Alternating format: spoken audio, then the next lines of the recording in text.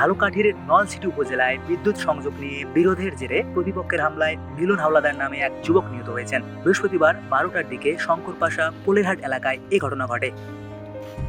Current নিয়ে current নিচে মন্টুমামা করে দিয়া, তো মন্টুমামা করে দিয়ে নেওয়ার পর হইলো যে আপনার অগলগে বাজে যাগলগে মারামারি হয়েছে আজকে মিলন মেয়ে অগলগে বাজে, তো বেলা মামা গো হেরা আবার ওই সবাই মিলে মিলন মেয়ে আবার বেলা মেয়ের মাইয়ের লগে তো এটা ঝগড়া হয়েছে পর হেরে মারছে, মারধর করছে। মিলনেরে ওহিনে হালাইয়া মারছে বাবা। নিহত মিলন নলছিটি পৌরসভার সেলিম হাওলাদারের ছেলে। স্থানীয়রা জানায়, শঙ্করপাশা গ্রামের বেলাল হোসেনের সাথে প্রতিবেশী মিলন ও তার ভাই মিরাজের দীর্ঘদিন ধরে বিরোধ চলছিল। বৃহস্পতিবার 10টার দিকে মিলন স্থানীয় পোলেরহাট বাজারে যাওয়ার সময় কয়েকজন তার গতিরোধ করে। এ সময় মিলন দৌড়ে পালানোর চেষ্টা করলে আক্রমণকারীরা তাকে দেশীয় অস্ত্র দিয়ে এলোপাতাড়ি পিটিয়ে ও কুপিয়ে জখম করে।